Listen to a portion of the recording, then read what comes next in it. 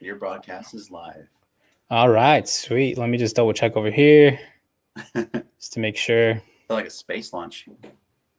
It's crazy, man. Technology is a different beast. So while we're waiting, this is the first one, right? Am I the guinea pig? Guinea pig, but for sure, good subject. Cool.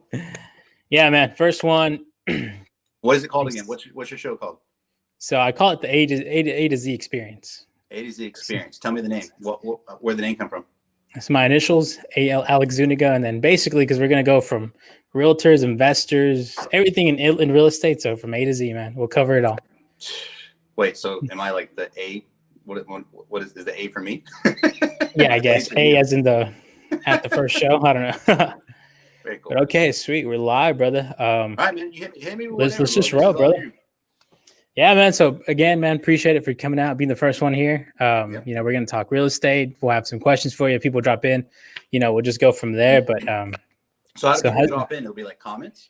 Yeah, so it'll be like Facebook. I don't know how your display is, but we'll either see it on the side or as the comments come in, I can highlight them and they'll be on the screen. Very cool. Very cool. Well, yeah, hit me what you got. I love this. Yeah, brother. So how's your year going? Let's start with that. 7 days in. First week. You know what? I had taken a 2-week social media break. My last post I had on the 31st, New Year's Eve, I said 2 weeks, just gonna focus on everything I can. But then yesterday, my wife's like, "Are you seeing this?" I was like, "Seeing what? I'm not on Facebook. I'm not on Instagram." And so yeah, I kind of gave it a little bit. Didn't post anything, but definitely keeping up with all the news and the memes. The memes are fire. It's definitely one of those. Oh my gosh, people are just—it's so crazy how people do that with no matter what kind of story it is. Doesn't matter if it's serious or if it's not serious. People just jump on those memes so fast. It's almost, but I think it's a lot of people. That's how they deal with certain news or stories. It's like, let's use humor. So that's good. But I'm so far 7 days in. I'm good, man. How about you? Doing good, man. I always say it's crazy for me because I'm in 2 different industries. We got the roofing, real estate side. So if it's not one thing over here, it's something over there. But it keeps me busy. Helping you, or like, are you on? Let's just say, are you on top and people are helping you underneath? Or are you helping other people? How are you? Yeah, so I have my pops and uncle as my foremans and also my sales reps. So basically what I do is I'm basically just managing everything, computer, setting it up, delegate it to them, and then they take over. Because you're in like different places too, not only 2 different things, but 2 different places. So how often are you in San Antonio? How often are you here? Majority, I'd say. Right now, where are you at? I'm in San Antonio. Oh, see? San Antonio, and I'm like maybe 60-40% each city. 60 San Antonio, 40% Corpus. So do you just have like 2 beach houses? What do you got in San Antonio? You got 2 places you stay at, or what do you do? Yeah, I'm living over here in San Antonio. Corpus, I have nothing in Corpus right now. Oh, okay. Yeah, so I just go back and forth. I crash on my parents' house for like a day, and then I leave. Isn't it crazy how, like, I know certain people that are in different markets, and I'm like, where do they live? Like, are they always on the road? Or are they like Matthew McConaughey? They got an Airstream? Like, where are they at? Yeah, and it's weird because I'll tell people, hey, I'm actually like live in San Antonio when I'm doing like a roof or whatever for them. And then if they need me, it's like I'm there right away. So it's like people don't really know. Like, I know, like right now, obviously I'm a realtor in case that wasn't introduced. We have a client that's looking for a bid, kind of looking for some ideas to know like what to do because she's listing her house, we're selling it. And you're going to go check it out tomorrow. But who's checking it out tomorrow? Someone here locally, right? Yeah, my pops. Oh, cool. Yeah, okay, so that makes it work. And yeah, so how are you doing the real estate stuff then? Real estate, it's all, what do you mean? Like, in other words, I know you're a realtor. You're licensed, right? Yeah, I'm licensed. Okay, so in other words, are you like doing roofs and then like, hey, you want to sell this house, or how does that work? No, real estate, I just, like here, that's all I market. I kind of don't do roofing here in San Antonio just because it was too much to have my guys up and going while we set everything up. So I just do mainly real estate up here. And so how are you liking doing both? I love it, dude. Yeah. It's its own animal. It's kind of like starting over because every realtor is kind of like their own business. Sure. So clearly, marketing, doing all that stuff, but it's definitely cool. Cool, man. So for sure. Did you have any? So I know we joked a while ago before we went live that we're just gonna wing it. But did you have any questions for me? Oh no, for sure. I kind of have a little like thing set up, but I just I don't like. The reason I asked that is because trust me, ask my wife. If you just let me talk, I'll just keep talking.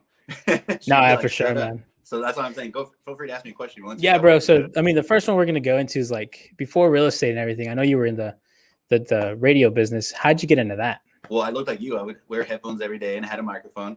I used to work at a children's hospital and I did networking. So I was all the computer guy. Basically, if you worked at the Driscoll Children's Hospital and you're having a problem, I'd be the guy that showed up and be like, man, we just need to reset it. It was usually stuff real simple like that. Right. And Rex, who works at C101, it's a local station here in Corpus, iHeartRadio. He's like, hey, do you want to come, sit in for a day and just talk? And I was really confused by what that meant, because at the time I was also trying to do like little side things like doing graphic design. So I was like, do you want to talk about computers? Like, what do you want to talk? He's like, no, we're just going to talk. And I was like, okay. And so with that kind of job, it really just comes down to like, this is going to sound funny, but it comes down to chemistry, talking with other people, trying to figure out like, hey, do we bounce back off each other really good? And we're going to talk about this story. Can we go back and forth with this where it sounds really natural and doesn't sound like forced, or doesn't sound like, do these guys know each other? It sounds like two dudes at the bar, like, did you hear da da da da? Oh yeah, I heard that. And I went a couple of times, and after a while he was like, man, this is working out. Do you want a job? And what was funny is I was going really early, like 5:30 in the morning. And then when I would get done, I would leave around like 9ish and then head to the hospital where I was working at 9 to 5. And they'd be like, hey, I heard you on the radio this morning. Are you leaving? Are you quitting? And I said, no, I'm just helping out a buddy. And after so many times, they're kind of like, are you sure you're not leaving? I'm like, no, I'm not leaving. And then sure enough, I ended up saying, hey, I got to leave. I'm going to go do radio stuff. And that was it. It was really that simple. It was like, hey, try this out. So yeah, never had a desire for that. Never thought about doing that. It was just kind of happened. Dang. How old were you then when you started that? Man, I was like 23, 24.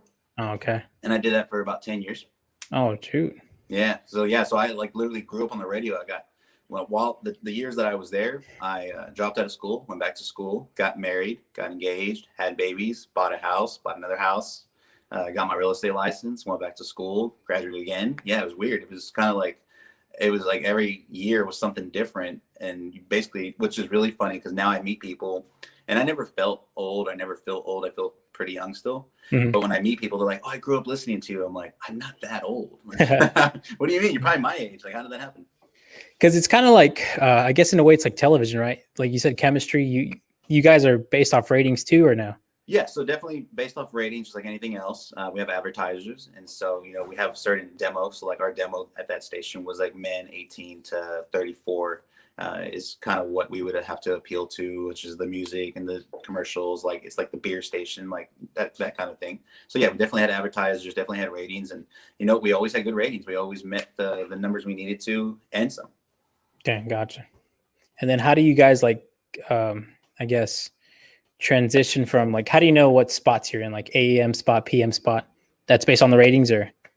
Yeah. So like in the words, I only was on the morning show. There was a couple years where they made me do the night stuff just because, there was employment changes, if you want to call that. And so, yeah, I only did the morning show. Like morning shows are like the anchor of radio because that's the morning drive. Usually the morning drive is like when you have the most traffic, people listening in. Kind of the opposite of compared to like news. The news is like the 9 or 10 o'clock is like the big show. Right. That's where the big dogs are.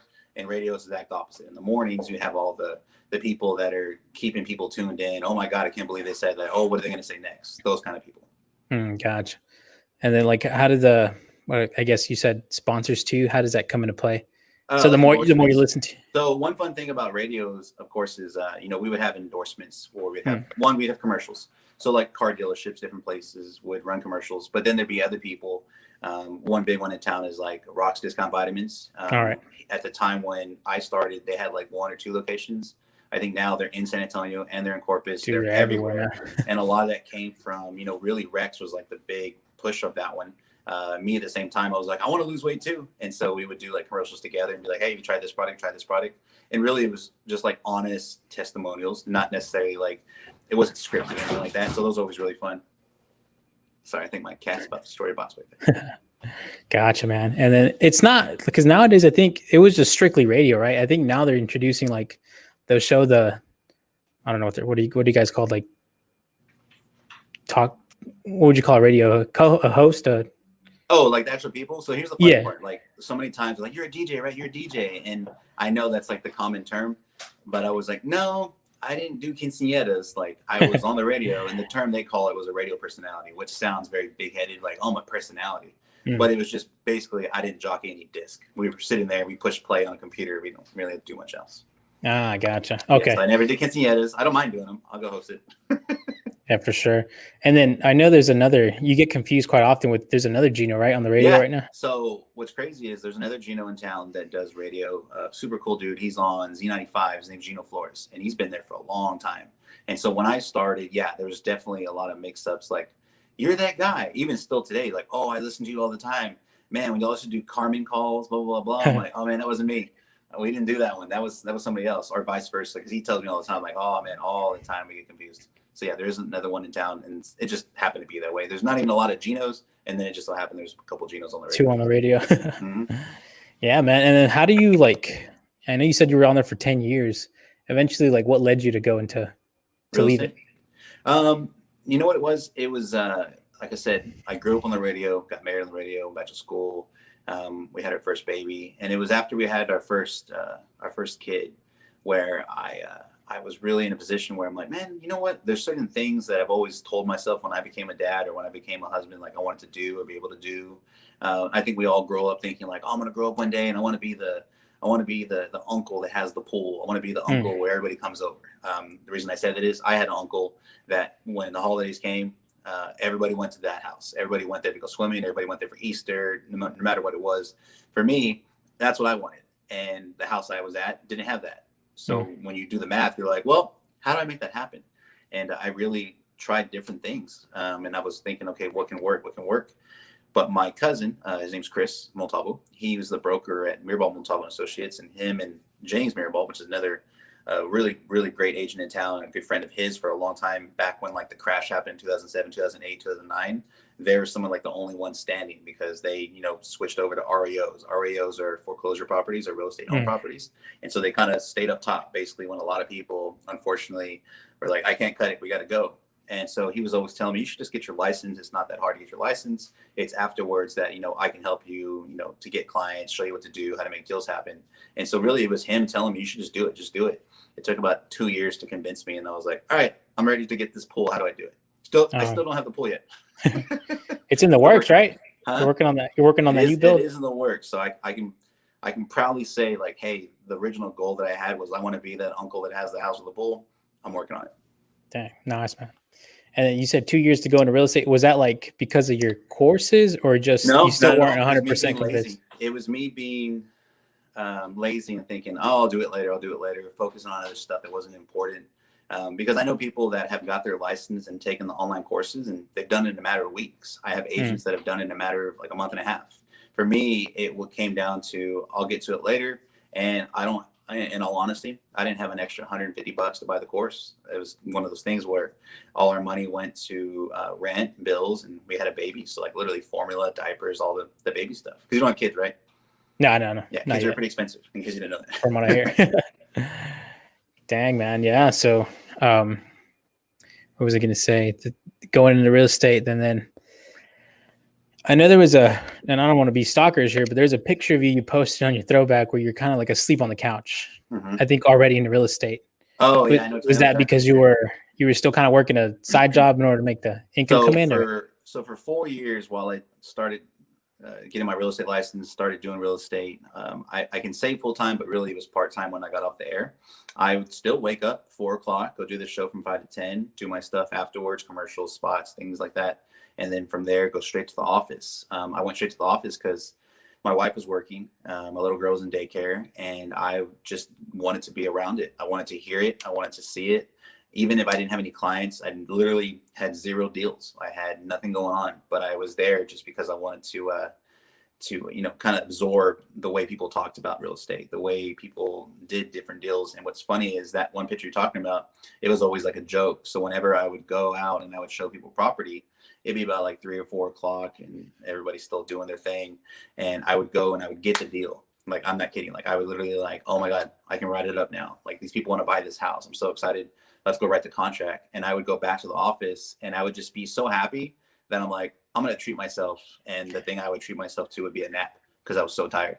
Because basically I was telling myself, I don't want to rest until I get a deal. So whenever I got a deal, I probably have about a dozen photos like that where I'm literally asleep in the office on the couch because I just been up for so long, just really racking my brain of how to get that first deal, the next deal, that those were like rewards basically. So from no deals to what would you hit last year transaction wise? Last year we did 170 transactions, which is a lot. So on average, a realtor first couple of years does 2 to 4, just depending on markets. Average realtor in Corpus out of like 1,600 probably does about 4 to 7. And it's crazy because idea. don't quote me on this because I don't know if it was nationwide or San Antonio. I think it was like 83% of realtors now that have don't even do a transaction a year. Yeah. Not counting the ones that have like, there's some people that get their license, but they just do it to help out a friend or whatever. For sure. Like I literally know some clients right now who are building a house, and I was going to help them sell their current house. Checked in on them in December. We've been talking for the last couple of months, and yeah, their mom got their real estate license just to sell their house and saving that money, which I was like, cool.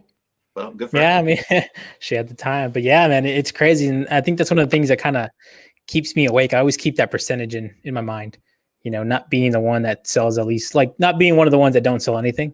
But you know what though? And there's nothing wrong with that, because trust me, there was a point in my life when I really thought, if I could just sell one house, I'm good. And that's honestly my intentions when I started this, was that if I could sell one house a month, it's going to help me pay my car, daycare, and put some extra money in my account where I'm not going to be stressing out as much. And as time went on and I was able to help more people, it was multiple. It was like, I mean, now we do like, 20 to 30 a month, which is crazy to think that there's that many different things going on. So, I mean, you've done a deal before, you know how it is. Imagine that times that many plus at the same time trying to get more and keep that momentum. And I really did it just for that one deal. And there's a lot of people that do that and they're good at it. I know people that have been doing real estate for a long time and it's a side hustle, but they're making an extra, 15 to 30 grand a year, which for them is like, awesome. I got this extra play money to pay bills and pay off debt, stuff like that. Yeah. And it's crazy too. Cause like you said, it's funny how you can make money with real estate and all you really need is a phone, a computer. At that, you could probably do everything off your phone too. I do everything off my phone. It was all social media.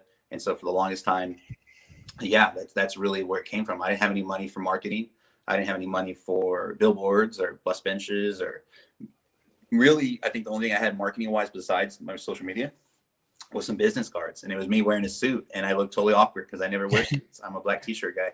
And there I am in a 3-piece suit with a tie and everyone's like, who's this guy? That's all I had. Yeah, that's like the typical real estate picture, right? The tie and suit. But yeah, man, it's crazy. And then like, would you say your schedule is crazier now? Are you working more now than we were day one? I feel like I work less in the last year. Not that I work less, but it's not the same, because here's the thing. When I started real estate, I had really great, I had a really great mentor, which is going to be Chris and James. And so one thing that they're really good at is doing it all themselves. And I saw that, and I saw them work their ass off all the time. Like they're always doing everything. Like, I don't know how they did it. And so one thing that I thought from the very beginning was, I'm like, I want all of that, but I don't want all those hours. Right. Because when here's the weird thing. Like when I started doing real estate and things started going good, we had another kid. I literally looked at my wife like, when I have another kid, things are pretty good. We're okay. We have some money in the bank. It's like, yeah, let's do it, which is a crazy thing to even consider. And so it was after that where I was like, okay, well, I do want to spend more time with my family. I still have the radio job. And that really was the basis of how do I make this easier on myself by getting help? Because a lot of people in real estate, they get into the business and they do it all their own, and more power to them. Me in particular, I didn't have that option just because a large part of my day was consumed with radio. And so I had to figure out ways to do more with less of me, if that makes any sense. I had to figure out how can I duplicate myself. And that's when I really started growing. Last year, we doubled our team. We have like 7 people now. And this is just like, within my team selling, because I have, certain responsibilities for certain people and then my own responsibilities. And so when you ask, am I working more now? I am working more now when it comes to like the big picture. But to me, it really feels like I'm working less. Like, I mean, I play basketball 3 times a week in the morning and I'm here right now doing this. Like, I'm not that person that's in the office all the time, because my part of my business is talking, is marketing, is coming up with ideas to really teach people stuff. Like, that's like the large part of my large part of my business. And I can do that from anywhere. I can do that from home. I can do that at the mall. I can do that at the store. If I think of an idea, I just make a note and make a post. I communicate with people and I engage with people just to make sure that people know there's a resource if they have questions. Gotcha. And then using, from how long, my bad, how long are you in real estate? 7 years now? More? So 4 years full time this year. So like this year, like this month right now would be 4 years full time because I left I left January 3rd, 2017. Dang. Yeah. And So full time for the last 4 years because before that, and here was the thing, the reason I left was I knew I had to decide. It was one or the other. I was unfortunately not giving my all of the radio, and it was showing. It was kind of like, hey, are you here? Are you not here? For me, it was like, well, this is making more money, and I kind of want to do this. I enjoy doing this. It's not as it's exciting to me. Like I want to go do this, and so I just decided, hey, I got to give 100% to one of them. I asked the advice of a couple of friends of mine who had made big life decisions like that, where they quit their what would have been like their full-time career and chose to chase something else. And I was like, hey, what do you think? There's a good friend of mine, his name's Steve. He said, hey, if you bet on yourself, you're always going to win. And that really stuck with me. I was like, yeah, I am going to bet on myself. And I quit. And I said, hey, so it's crazy how I feel the last 4 years have been the years I've done real estate. Because before that, it was kind of just a thing I kind of did. I was a guy on the radio that did real estate. And I slowly transitioned to a guy that was doing real estate that did radio on the side. I've heard it this way. Like you said, you kind of have to burn the bridge, right? Otherwise, you always feel like you have that plan B behind you. Oh, you yeah. think- and that's a big part of people that do real estate. I think that's kind of goes back to what you said about the numbers. Real estate's not one of those things that once you jump in and you get your license, and you know this, once you get your license, it's not like a guaranteed paycheck. You don't just show up and like, hey, thanks for being here, here's your check. When you start and you take off from the very beginning, it could be months. It could be a long time before you get that first deal. And then once you get that, depending on how you run things, if you're not consistently marketing, it could be your only deal for a while. Then you got to wait for the next one. So it's like, oh, better hold on to that money. And so I really thought, okay, I need to do this for that sole reason of like, I need to put it all into this one and not worry. Because I was like, I'm going to leave the radio and no one's going to know who I am. Like, I'm going to leave. And that was always my biggest worry why I didn't make the transition. I just felt like, oh, this is bad. This is a bad mistake. Maybe I shouldn't do it. But in all honesty, our business is just taken off in a way that I never thought. And it was from saying, hey, no more net. Like, this is what I do.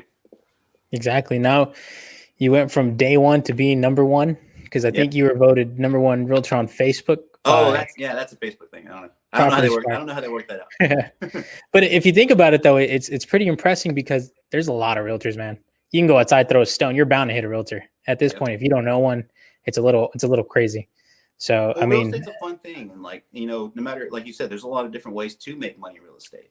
I know people that have a real estate license that don't really sell a lot, but they do deals, like they do flips or they do wholesale deals. Wholesale, if you don't know what that means, essentially they handle transactions that don't go to the market. A lot of houses, surprisingly, people don't know this unless you get into real estate. A lot of houses in all cities and states sell that aren't on Zillow or Realtor.com, which people are thinking like, wait a minute, it's like a back alley kind of thing. No, it's just not done through traditional Realtor, Home.com, MLS, all that kind of stuff. It's just done between two different parties. Exactly, all the off-market investment side. And I know you mentioned Zillow. So do you think as we, technology progresses and everything, do you think the iBuyers or agents are slowly going to be, eliminated, or what do you think that's going on? I think that people that, to make sure people know what that is, an iBuyer is someone that essentially will, like Zillow. My cousin, he sold a house to Zillow in Houston. He lives here in Corpus. I sold him a house here in Corpus and Cal Allen. And when he was in Houston, the numbers that Zillow was able to give him made sense because he had some big repairs that he had to do. And he said, okay, cool. That makes sense because I was going to make these things. I was going to have to spend money on these things anyway. And so for him, it made sense. And in reality, it's something that's always going to be there. And I know a lot of realtors, and I talk to a lot of like realtors nationally that are always like, I hate Zillow. Like they hate Zillow. They hate any of these online things. They're stealing our business. In reality, if Zillow is able to steal my business, I didn't have it. It wasn't mine. And that's the way I see it. It's kind of like, oh, well, was it really yours? Because what I focus on is like, obviously the community, Corpus, like people know who I am because I'm here. And so if there's people that decide to go with these other options, it's people that weren't going to use me anyway. More than likely, they were going to go that option anyway, because to them, it's like they have no ties to anybody that's anywhere around them. They're not going to care to call someone local. They're just like, hey, this works. That's it. Exactly. So to keep you motivated, because this is a cutthroat business. Sure. And I always say, like, it's kind of like you have a flame inside of you and you need these goals in order to keep feeding that flame.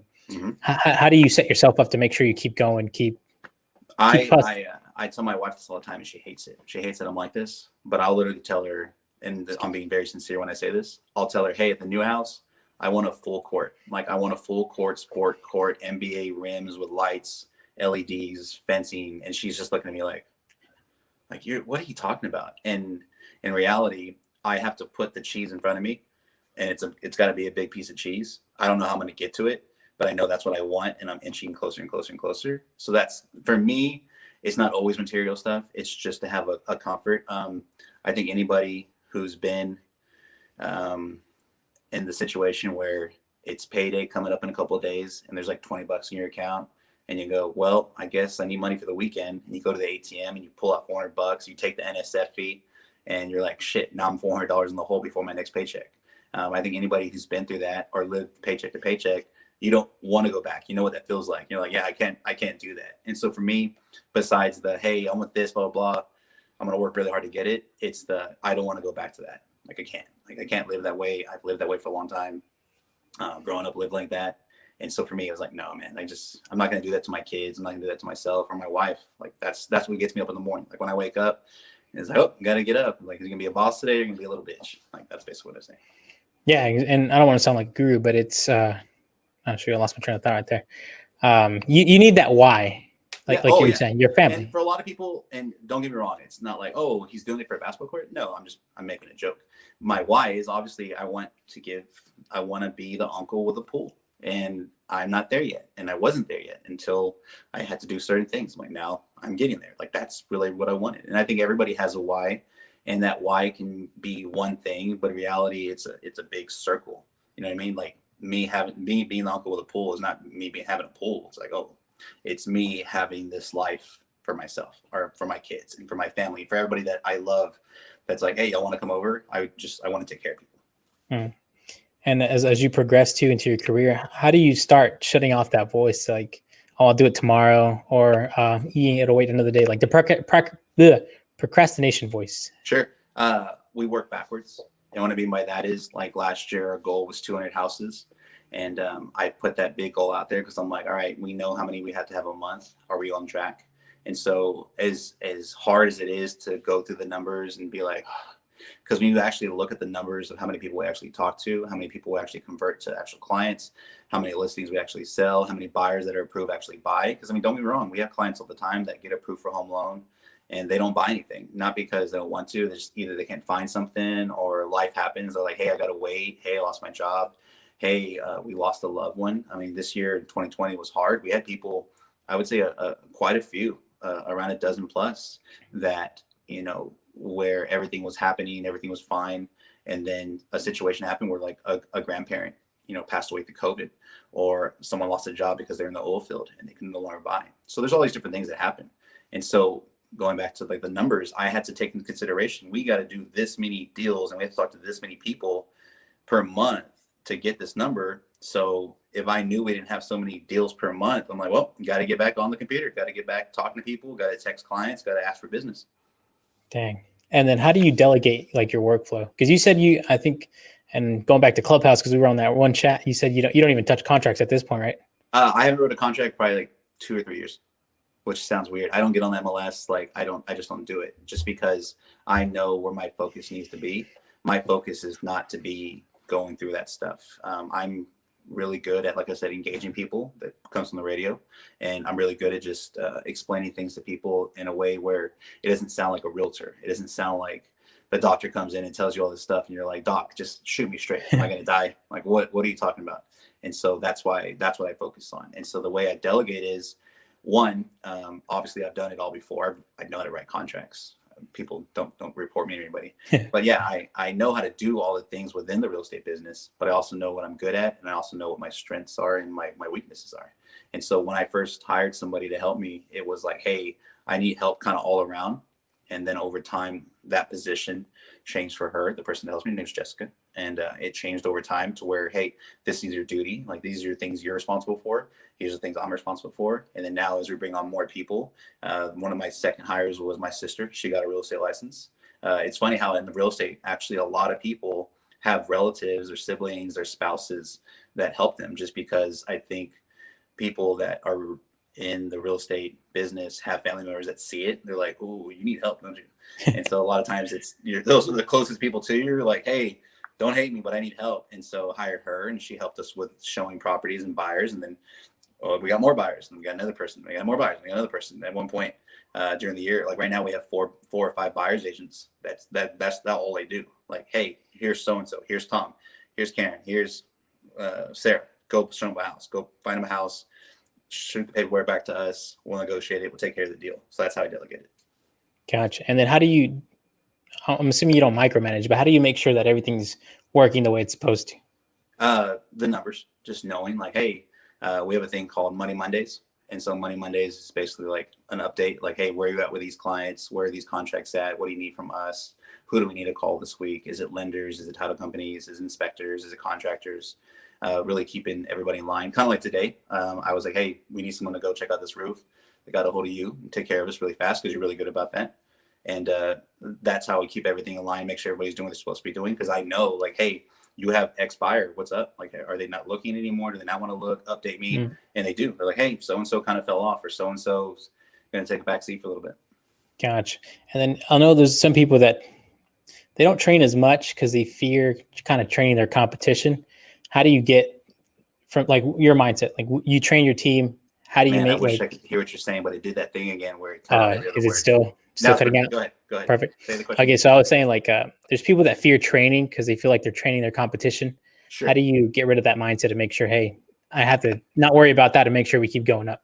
Yeah, so it's funny you mentioned that because my dad, when we were growing up, and his whole life, he was a hairstylist or a barber, you want to call it that.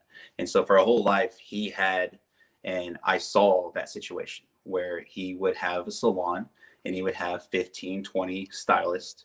And over time, when some of these stylists would grow their clientele big enough and they didn't want to pay a booth fee or rent, essentially, mm-hmm. or a percentage, they would go and they would take off and start their own salon. The same thing actually happens in tattoo parlors. You'd be surprised how similar tattoo shops are to like hair salons. And so, yeah, I always saw that, and I saw what he went through. So to answer your question, sorry to kind of go off. To answer your question is, I have people that trust me that I'm going to do what I say I'm going to do, because a lot of real estate is finding the deals, is finding the leads, is finding the people that aren't going to waste your time. And what I mean by that is, popping out right now, baby. Hey, wait. He's playing basketball here. A lot of times it's finding the people that want to buy or sell a house is really the hardest part. People can know how to do A to Z, the whole transaction, but it starts with getting that person.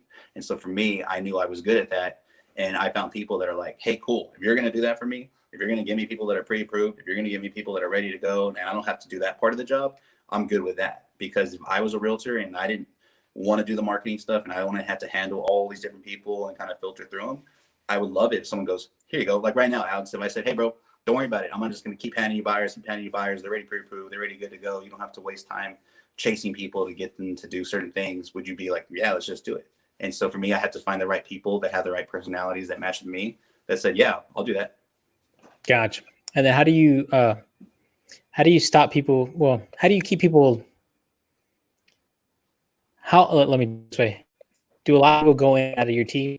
Usually they come in and then mindset, you kind of feel their vibe, make sure they're going to stick around. Did that make sense? It cut out? No, it cut out. Go ahead, one more time. Right, brother. Okay, so I was saying, like, how do you make sure? Let me rephrase it. Hold on. I'm trying to make sure it makes sense because it's not even making sense to me. Do people come in and out of your team a lot, or do you basically before you start training?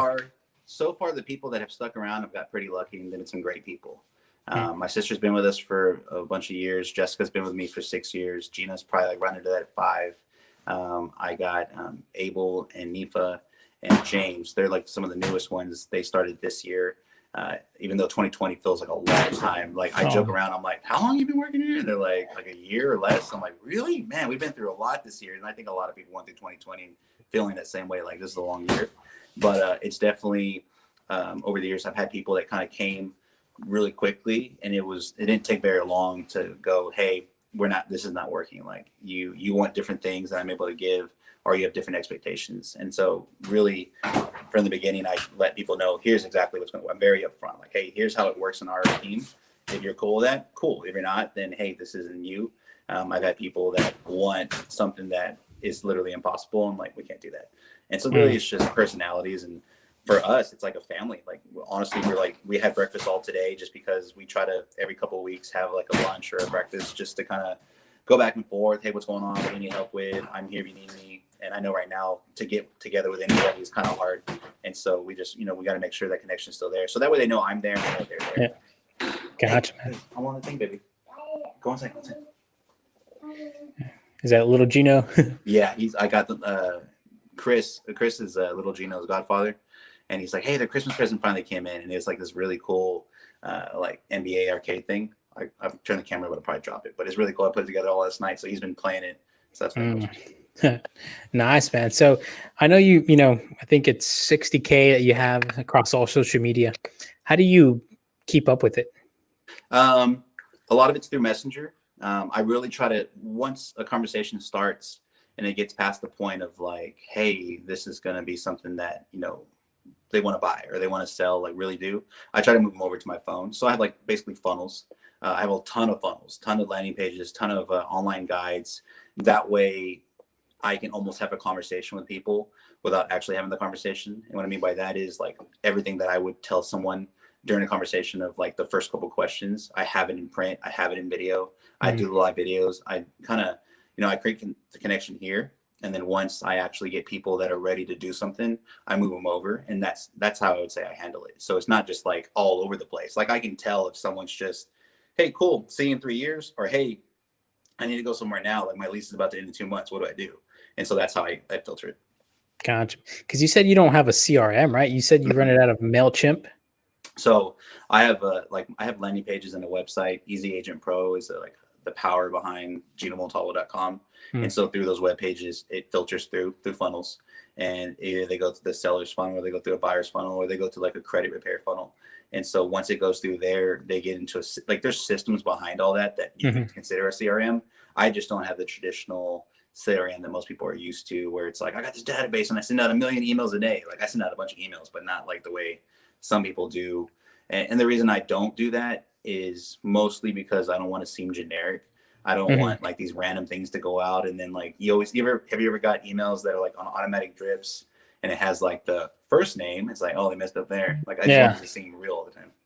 Yeah. We get a lot of that for especially the off market stuff, because our company buys companies and it spams your inbox. I know what you mean. Yeah. I want to keep the real. We were joking this morning, like, okay, so we're real estate plus what? Like what differentiates I can say the word. Differentiates us. And one of my agents, Abel's like, I think it's real. Like we're real people. Like I've been through the process of buying a house. I've had a bad experience buying a house. I've had a lot of great experiences buying a house. And so we pass down, whenever we're helping people buy houses, it's almost like, I always joke around. It's like, literally told a guy a while ago, his name's Lucas. I said, hey, don't get ready, because we're gonna be best friends for like the next couple of months if we're gonna be going through this, because you get to really know somebody when they're making that move. It's a big, think of it this way. It's like when you get married, right? It's a big life decision. When you have a baby, it's a big life decision. It's a big thing that happens in someone's life. And the people that are around during that time, be it a wedding planner or a caterer or a band or the doctors, your OBGYN, you become really close to them. OBGYN, really close. You get really close to these people because it's a time in your life where things are changing and you kind of have to crutch on somebody, especially if you feel like, hey, this is the person that has the answers to get me through this process. I don't know what I'm doing. And so with that, I get to meet a lot of people going through a big life change, and we talk to them like every single day. Like, hey, here's what's going on now. Here's what's going on now. And in most cases, it's like an instant kind of, you got to be friends, because it would really be tough on them. And it'd be really tough on me if we didn't like each other. Be like, hey, I got to call that guy again. I got to call her. She's such a, you know what I mean? It has to be a mutual friendship and trust. Like, hey, I got you. No, I got you. And then do you keep in touch with people even like years after they've already bought a home? One thing that a couple of years ago I was so scared to do was like a client appreciation party. And a client appreciation party was just like, hey, I'm gonna have this little get together. When you back in 2020 when you still could. And I started doing these things like, oh, here we're going to Brewster Street, or hey, we're doing this over here. Just a couple weeks ago, we had thing in our parking lot. It was huge. It was awesome. We had live music. We had Skip Entertainment come out, set up a big old stage and music and rafters. We had my buddy Ryan bring out this awesome Lincoln Continental like convertible. We had Santa come out, and we had my friends Devery and Balloon. I call her the balloon lady. She got balloons like just falling out the back of it, looking like Santa's presents just flying. We had a taco truck, a taqueria taco. Like we just had a bunch of stuff, and I made it like COVID friendly, where people drove through. Made in Corpus Christi and Milestones. They made us like little custom ornaments. I said, hey, what's the most exciting line we can possibly make? Like, where's it going to start? It's going to start with cocoa bombs. It's going to start with this. It's going to start with this. And yeah, we called all the clients from 2020 plus all the clients from the last couple of years. There's a few that, you know, have become really good friends. I talk to them regularly, and I sold my house 3 or 4 years ago. Dang, man. Like I said, you go through the process, and there's some people that you connect with more than others, and then they become friends. Yeah. Because I'm sure you've also had your fair share of like buyers or sellers that are kind of headaches, right? Never had that before. Never. No Karens yet? No, I've never had a bad experience at one time. It's crazy, man. We're all best friends. I talk to all of them. One thing I've learned, man, nothing in real estate is secure until it's closed and funded. So well, it's always to kind of go that. I made a joke earlier because I'm always like trying to make different like t-shirts and branded stuff. And I said, hey, my next shirt's gonna say "Can't please them all." And really, I thought about that because in this business and in any business, you know how it is. There's some people you could give them the world. There's some people where we've literally given them more than we should have given them. Sometimes, like, are you serious? And still not happy. And so that's just one of those things where, like I said, people are going through a stressful time, and everyone's got their own stuff and going on in their lives. And sometimes my agents have been like, I don't know what to do. I can't figure it out. And I always tell them it's not you. People just, you know, people go through stress and handle stress differently. And so those are usually the ones where if I ever butt heads with somebody, it's usually because they're stressed out. Or, you know, real estate's one of those things that sometimes you got to deal with people going through a big life change, but a negative one, like a divorce or like a death in the family, a spouse, you know, things like that. And it's already a really big stressful time. And then they think we're the enemy trying to, you know, uproot them from their lives. And we're really not. It's just part of the process. Exactly. And then I think those are the ones you actually learn more from, right? Than the ones that, yeah. I tell people that at the very beginning, there was plenty of times I messed up a deal. There's plenty of times it was all me. I dropped the ball. But the deals that I messed up on are the ones that teach you the most. It's like anything else. Like when you fail, it really teaches you. If you don't learn from it, that's your own fault. But yeah, for me, there's been times where I'm like, oh, not doing that again. What do we learn about that? And so, yeah, it definitely helps when the situation comes up again, especially when it's something really rare. You're like, no way, what? And then when it's kind of looking that way again, it's like, oh, I know what to do here. We got it. Do you ever like to butt heads with other realtors in your town? Oh yeah. How do you work around that? Well, so that's a good question, just because for people that don't understand how it works, and I think real estate's a confusing thing for like the consumer, because they see different signs in different yards, they see different names all over, and it's kind of like, how does this work? Do these people only sell these houses, or these people only sell these houses? And in some cases, yeah, there might be like representing a builder, and they're working. Those are the builders. With someone like me, we've worked with everybody, worked with every builder, everything you can think about. You know, like I said, last year we did 170 transactions. That's 170 different realtors here locally that I did deals with. Some of them repetitively because they're big producers too. And it's like, hey, great to work with you again. Awesome. But there is some that you work with, and like I said before, it's a lot of different personalities, different backgrounds. I come from a radio background. Some people come from a restaurant background. Some people come from a banking, like you name it. Some people come from a roofing background. Like everybody comes from everywhere. And so some people are wound pretty tight. And so it can kind of bleed over into the transaction where it's like, is it the client that's causing these problems, or is it you not knowing how to handle the stress that's involved with this situation? So how do I handle it? I mean, I'm always just trying to be the good cop, bad cop. I'm like, hey, I'm trying to get us to the finish line. I want to sell this house. You want to sell this house. I'll get us there. But if you're causing problems, then I'm just going to kind of step away. And then I let my office kind of handle things, where that way they're not getting heated every time they have to call me. It's like, just email me. We'll take care of it.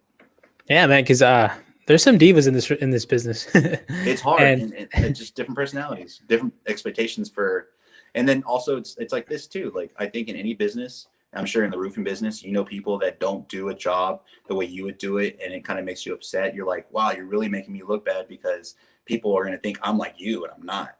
And so that happens a lot too, where I always make the joke like I don't like realtors, and it's not that I don't like realtors. I'm a realtor.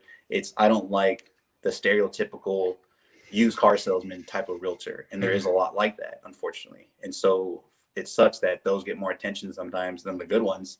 And so people are like, I don't want to call a realtor because they're just not going to leave me alone. They're worse than those people in the middle of the mall. And it's not true. Like the ones that really, really help are the ones that are like constantly teaching people and giving value. And those are the ones I get along with the most. do you think social media has to do with it too?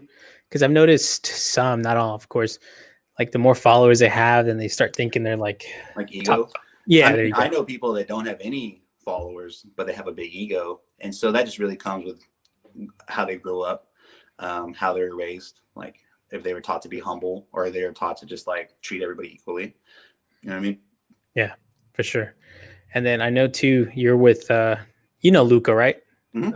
Alberetti. Mhm. How do you think? You think social media is just going to get bigger and bigger? Or? Man, I told everybody last year, I always like to do like these big realtor calls. And so on one of the very first ones I did right when everything got shut down and everybody's like, what's going on? Like what's happening? I let everybody know, I go, now's the time to double down on social media if you haven't done it already, just because mixers were shut down, open houses are shut down, all the usual stuff that people use for networking events were shut down. And I told everybody in a couple of these different groups, like, hey, double down on your social media. And I don't mean like every day say, want to buy or sell a house? I meant like, hey, take care of people. One thing that I was happy we were able to do right when it started last year is we started doing like lunch for first responders. We started dropping off food for different offices around town that had clients that we'd helped in the past. I'm like, hey, how are y'all doing? And like, oh, we're doing good. I'm like, how many people in your office? I'm going to drop off Kiko's. Or hey, how many people in your office? I'm going to drop off a number of different things. We got to partner with like different insurance agencies. Ruben Bonilla, he helped me a bunch. We dropped off a ton of like, I think like 30 or 40 pizzas at Driscoll. Just different places that we had connections with that we knew people from, and then we knew they were good and they were doing good things. And so stuff like that was really all I focused on. It was like, hey, I can pause, like, but there's a lot of people, having a stressful time right now more than usual. And so for me with social media last year, I felt like I doubled up on it, like I suggested to do, mainly because no one was doing anything. Everybody was at home. And I think that was a big reason why we had such a big year is festivals weren't happening, vacations were canceled. We canceled a bunch of vacations. Everyone was at home. The people that were working were doing double work or doing multiple shifts, especially like I said, like the frontline people, where I had a bunch of firefighters, police officers call. I think just in the last couple of months, we had 2 police officers that, they're just like, hey, we're moving over here. We're doing this. Like they've been working crazy hours. And I said, hey, let's help you out. For sure. And then what tips do you have for like realtors or people that are barely going to social media? How to get over that fear of posting about what they do? So I think that's the magic question is like, hey, how do I not annoy people?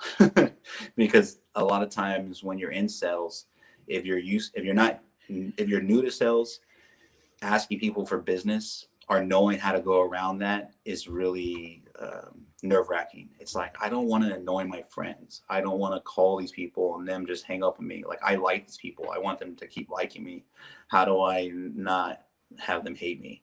And so to go around that, I think people need to figure out, and this isn't any business that involves any type of sales or big ticket items. Like I know what we're doing. I know people that meet me, if we get to know each other well enough and we start to grow our relationship of talking and answering questions, at some point, because of me, I'm going to be the key reason why they're going to have to go drain their bank account. They're going to have to go to their 401k.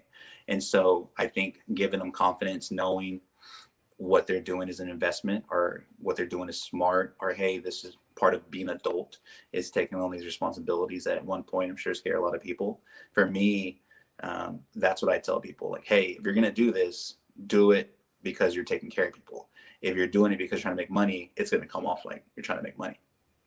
Yeah, I think the more natural you are, the more attraction you get, right? And like I said before, I'd been through a bad transaction. I'd had a bad deal. And it was just one of those situations where I didn't know what I was doing. And it was a time where, you know, a lot of people were getting approved for houses that shouldn't have. I shouldn't have gotten approved for a house. I don't know how I did, especially for the price that I got one at.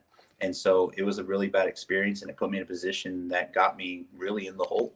But at the same time, real estate's been something that changed my life, where it really made it for the better, where I learned, hey, this is how money works. Hey, this is how investing works. Hey, this is how you're able to make more money than what most people associate money with, which is per hour or their time. It doesn't have to be like that.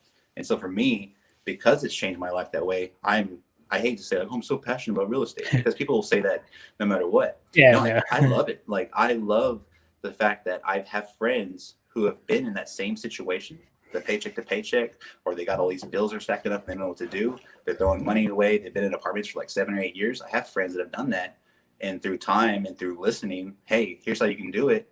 When I see them, they're in a better position. They're in a nicer car. They're happier. Them and their relationships are better because they're not stressing about money all the time. Their kids are able to see them more because they're not trying to do all these extra things where it was just wasting time. So for me, that's really what feels good, is knowing, hey, these people are happy. They're in a brand new home.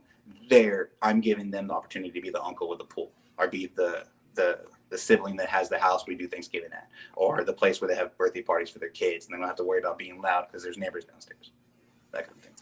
Yeah, man, for sure. Because I know, and I did my due diligence, man. I checked out your profiles. For the people that don't know, it's organic, because there's this thing now where I can actually detect if people buy their leads and everything. So Oh, really? definitely, man, it does show, you know, you have the passion for it. You like helping people. Yeah, and I, like I said, that someone said, hey, how did you make the switch when you did radio? I always joke around that on my big page, on my bigger Facebook page, it was always like contest. I was always giving away concert tickets or cool stuff, like, hey, I got this, hey, I got this, hey, tune in, hey, tell me, blah, blah, blah. We're picking winners, and I'd pick winners for the air, and I'd say their name on the radio.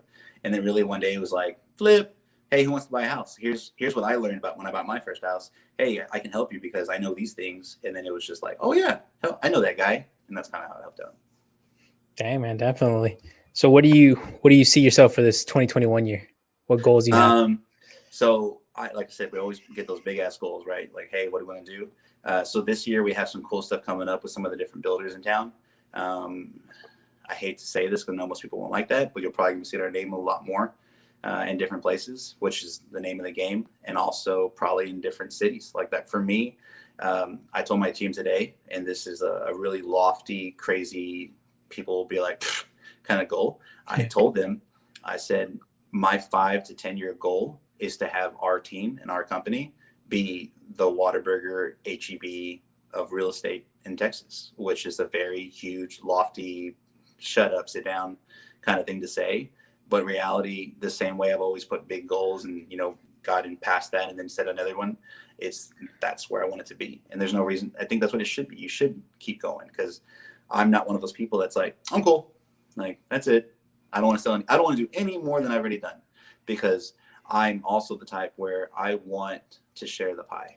I want to have my team members triple, quadruple. I want to have so many people that love the way we're helping that others want to help. It's like, I want to be the Chick-fil-A. Like, people just love it. Like, oh my God, how do we make more? We get more locations. How do we do this? We get faster. We get better at systems. We make it so easy where people aren't scared, because it's not something you learn in school. It's like, hey, I want to be the one that taught this person how to do these things, because you can't take a course on it. You can't. I mean, you could, but it'd be like very generic. Yeah, definitely, man. And I know we mentioned a little earlier today, or this live, how setting yourself for big goals, even if you fall short, man, you're still going to be a lot higher than what you were if you would have done the bare minimum. I think, and I will always attribute that to the book. If you've read it, I'm sure a lot of people have. It's an older book. It's called 10X by Grant Cardone. Have you ever read that book? No, I haven't actually. Do you know who Grant Cardone is? Oh yeah, Uncle G. So yeah. One of the very first books Grant Cardone has is called 10X. And in that book, he really just talks about setting these goals that are so far out. And it's like the old expression goes, like, if you shoot for the star, or you shoot for the moon, you'll get the stars. You know what I mean? And so for me, that really didn't make sense, mostly because at the time I was doing about like 40 to 60 transactions a year. And I was like, man, it'd be so cool to get 100. Because even if I don't get 100, if I get like 70 or 80, which would be more than I was currently doing, I'm going to be happy. it's kind of like walking to the gym. It's like, I'm going to like, if say someone is casually always doing 4 or 5 miles and then saying, I'm going to do 10 miles today. And then they only get to like 8.5 or 9. That person's not going to be upset. Would you be upset? You're like, hell yeah, I killed it. I didn't get 10, but I got real close. So next time I go, I'm going to shoot 12. Maybe if I shoot for 12, I'll get the 10. And that's literally what I did with real estate. I said, hey, I'm going to do 100. And then it took me 2 years to get past that. And I got 118. Last year, I said, I'm going to do 200. Was I going to be mad if I didn't sell 200 homes? Not at all. And I ended up 170, which was like, you know, an unbelievable number to me a couple of years ago.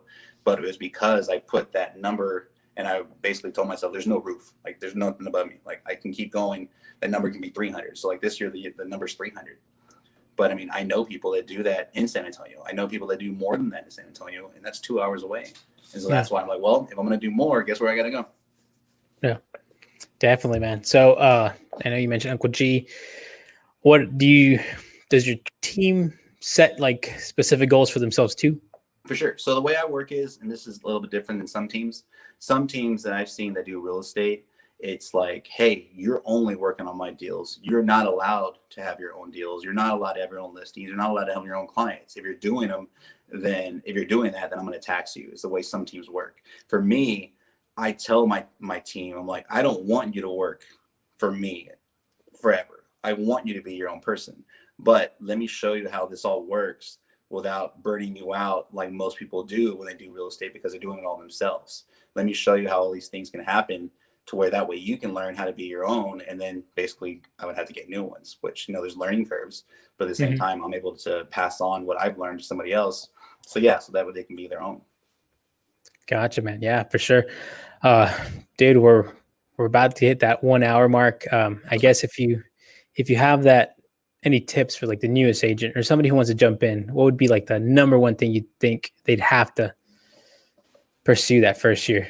I think that I'll kind of answer that a different way, just because I think I keep saying this year because I'm stuck in 2020, unfortunately.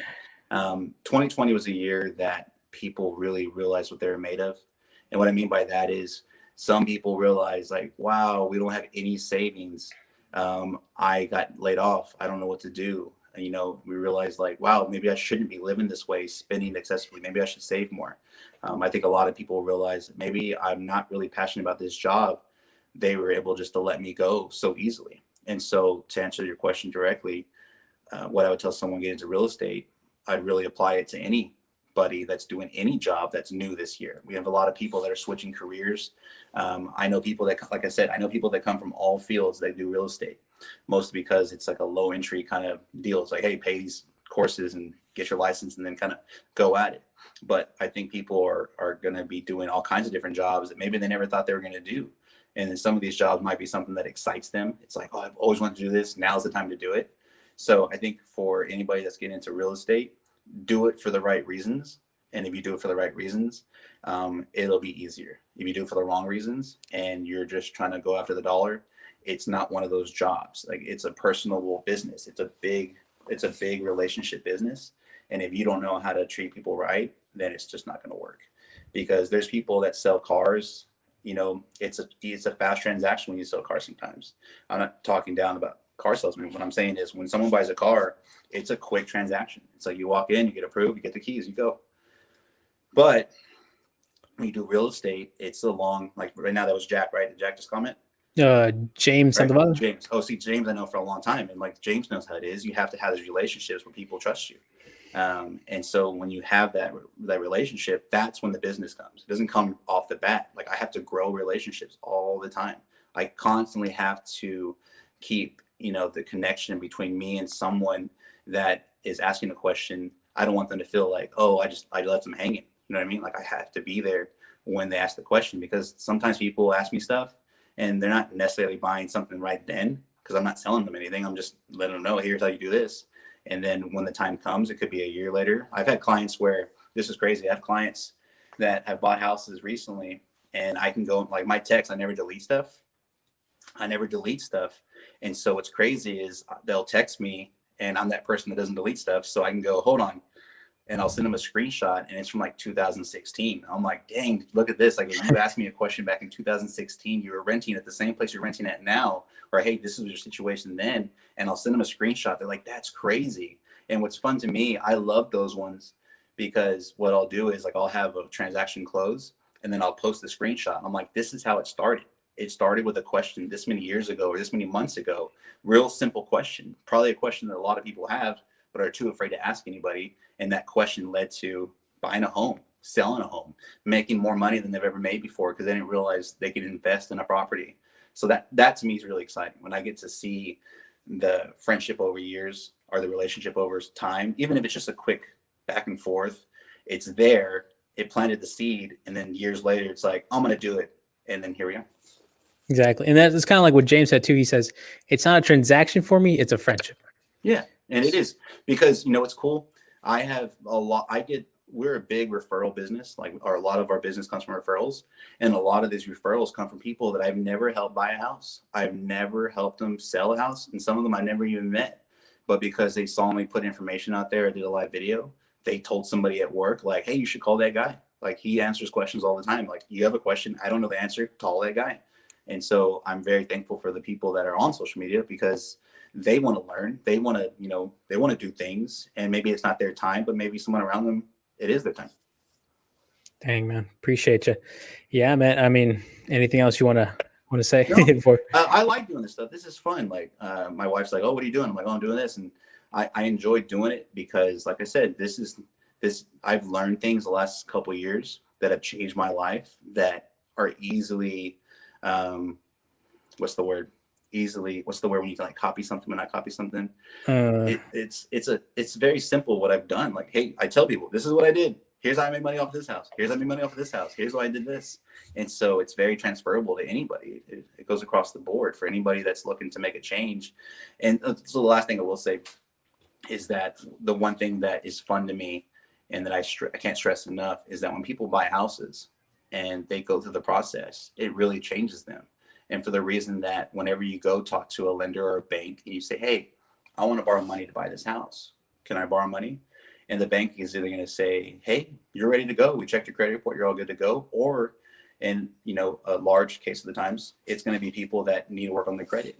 And so what happens is you have people that are living a lifestyle that maybe they can't keep up with. They can't afford it anymore. They're doing it where they're showing off people that they shouldn't be showing off for. Like, oh, check out this, check out this, check out this. But meanwhile, they're like, oh, I don't have any money to pay that bill. And so when you go through the process of buying a home, you go on a financial diet where you pay off bills, you get your credit score better, you get rid of these things that are hanging over you for so long. It's like, why did I sign up for that Kohl's card? You're like, oh, I was trying to save 10%. There's these things that stack up and stack up where people go, oh, I can afford that. It's only $10 a month. I can afford that. It's $50 a month. Oh, I can afford that. And those little tiny things add up. Yeah. So when all those things get paid off and then they end up buying a home, they're debt free because they said, hey, I'm going to do what I need to do to get there. And so that's probably the best part. Yeah. And for the non-realtors out there, it's important to know who you work with, because you can be, and it's called being house broke. Mm-hmm. You know, you can get approved for a house, you can get in, but we have people all the time. They're like, I got approved for this much. I'm like, cool, but what do you want to spend per month? Because that's going to be a different price. And they're like, ooh, yeah, thanks. Because for me, it's not going to make a difference if I sell them at 250 or 300. Like, the percentage of like a commission that would change is nothing compared to, I want this person to be happy in this house 6 months from now and be like, damn it, like, why did I do this? I hate Gino. I'm never telling anybody how great he was. Like, he made me buy this stupid expensive house. Yeah, man. But yeah, like we were talking about, man, real estate, it's crazy. You see something new. Everybody has their own niche too with that. And what it's all around us. Yeah. It is literally everywhere. If you drive right now 2 miles, it is everywhere you look. It is houses, commercial buildings, apartments, stores, the malls. It is everywhere. And until you grow up and you realize people own all that stuff, you're like, oh, I had no idea my friend next to me at work owned 5 houses. That's crazy. He's Mr. Monopoly. When in reality, there's a lot of people that have that. And it's helped them get in a situation that they wanted to be in. Take a look at McDonald's. They're technically not like a burger place. Yeah, like if you've ever seen that movie, that's what they are. They're a real estate company. It's exactly, man. Hey, Gino, man, I appreciate you, brother, for being out here. Hey, I hope to watch the next one. Whoever you have, let me know. Give me a preview. And I can't wait to watch the next one on the other side. Yeah, for sure, brother. Appreciate you, man. Thanks, Alex. Thanks, everybody. A to Z. A to Z experience, brother. Later, bro. Take care, guys.